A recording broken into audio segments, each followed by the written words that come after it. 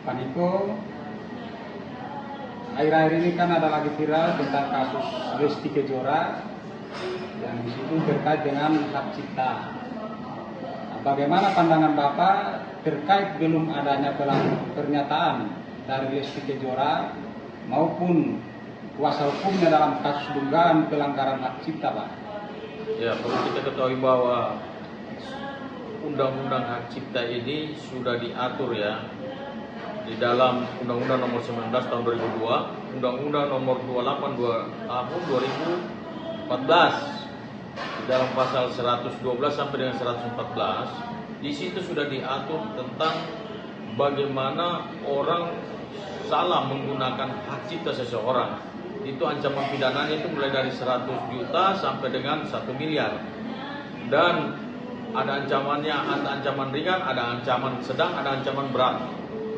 Nah, dalam hal ini sampai hari ini kalau pihak Lesti Kejora belum menanggapi somasi dari pengacara Yoni Dores, maka mereka juga punya hak jawab, hak diam. Jadi ya itu kembali lagi kepada Lesti Kejora mereka. Saya pikir nggak ada salahnya, cuma ya dia harus memperhatikan baik-baik, jangan sampai dia diam, tahu-tahu Lesti Kejora udah jadi tersangka. Nah, di situ yang saya khawatirkan. Ya.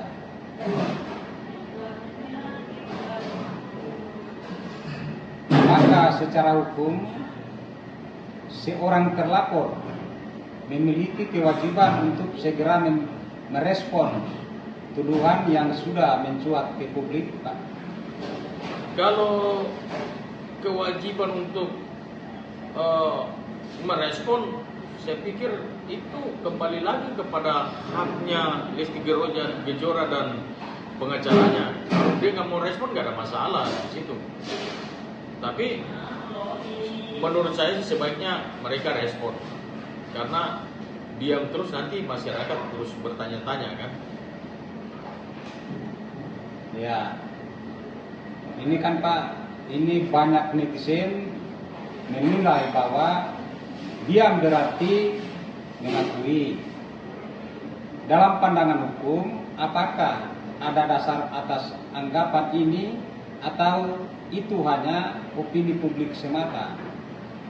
Ya, itu bisa jadi bola liar di situ, jadi digoreng. Jadi masyarakat kan karena mereka diam terus, tidak ada jawaban, tidak ada tanggapan, tidak ada omongan, bisa saja masyarakat menduga bahwa benar yang dilakukan oleh Lesti Kejora ini.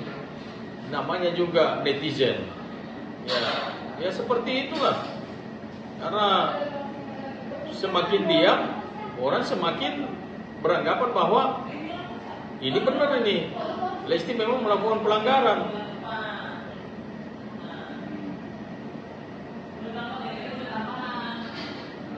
Kemudian apakah diamnya pihak terlapor di tengah isu yang sudah ramai di publik bisa dianggap sebagai strategi hukum tertentu?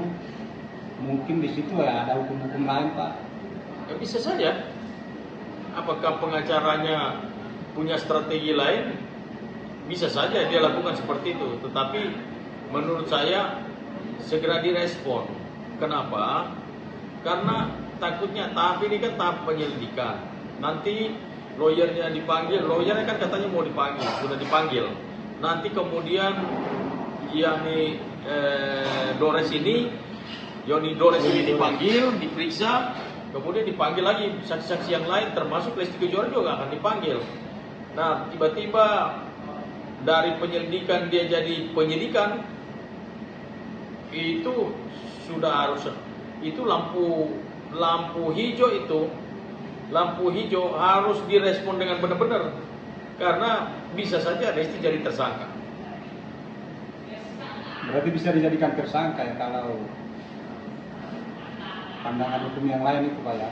Ya bisa dijadikan tersangka kalau misalnya terbukti dia menggunakan hak cipta orang lain di dalam mencari makan atau soal ekonomi, itu bisa dijerat dengan pasal pidana, ya yang itu yang tadi saya bilang bahwa sudah diatur di dalam pasal 112 sampai 114 itu, hukuman ringan sampai hukuman berat, sedang dan berat. Ya, mungkin ada tanggapan lain lagi tentang bagaimana seorang figur publik seperti Lesti Kejora bersikap ketika terseret dalam kasus hukum agar tidak menimbulkan salah persepsi di antara mata publik. Iya, jadi saya berharap sih pihak Lesti Kejora melalui kuasa hukumnya coba merespon ini. Kalau memang mereka melakukan kesalahan di situ, coba bikin pendekatan terhadap pencipta lagu yang mereka pakai tanpa izin ini, karena memang itu undang-undang hak cipta itu sudah diatur di dalam undang-undang yang tadi saya sebutkan, undang-undang nomor 19 tahun 2002, undang-undang nomor 28 tahun 2014, dan pasal-pasalnya juga sudah jelas, ayat hurufnya semua sudah jelas. Jadi saya kira lebih baik mereka cepat melakukan pendekatan dengan pencipta lagu ini supaya masalah itu bisa clear. Oke, apakah dalam kasus dugaan pelanggaran hak cipta seperti ini penyelesaian secara kekeluargaan atau mediasi masih mungkin dilakukan meski belum ada respon dari pihak terlapor, Pak? Ya, kalau nggak ada respon dari pihak terlapor, mau mediasi apa? Mestinya mereka. Pak Niko, akhir-akhir ini kan ada lagi viral tentang kasus Lesti Kejora yang disitu terkait dengan hak cipta. Bagaimana pandangan Bapak terkait belum adanya pernyataan dari Lesti Kejora maupun kuasa hukumnya dalam kasus dugaan pelanggaran hak cipta, Pak? Ya, perlu kita ketahui bahwa undang-undang hak cipta ini sudah diatur ya di dalam Undang-Undang nomor 19 tahun 2002, Undang-Undang nomor 28 tahun 2014. Di dalam pasal 112 sampai dengan 114, di situ sudah diatur tentang bagaimana orang salah menggunakan hak cipta seseorang. Itu ancaman pidananya itu mulai dari 100 juta sampai dengan 1 miliar. Dan ada ancamannya, ada ancaman ringan, ada ancaman sedang, ada ancaman berat. Nah, dalam hal ini sampai hari ini kalau pihak Lesti Kejora belum menanggapi somasi dari pengacara Yoni Dores, maka mereka juga punya hak jawab, hak diam. Jadi ya itu kembali lagi kepada Lesti Kejora mereka. Saya pikir nggak ada salahnya, cuma ya dia harus memperhatikan baik-baik, jangan sampai dia diam, tahu-tahu Lesti Kejora udah jadi tersangka. Nah, di situ yang saya khawatirkan. Ya.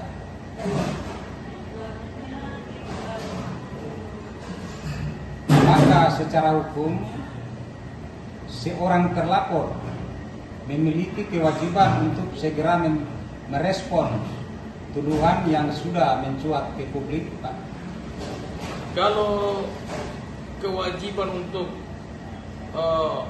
merespon, saya pikir itu kembali lagi kepada haknya Lesti Kejora dan pengacaranya. Kalau dia nggak mau respon, nggak ada masalah di situ. Tapi menurut saya sih sebaiknya mereka respon, karena diam terus nanti masyarakat terus bertanya-tanya kan. Ya, ini kan Pak, ini banyak netizen menilai bahwa diam berarti mengakui.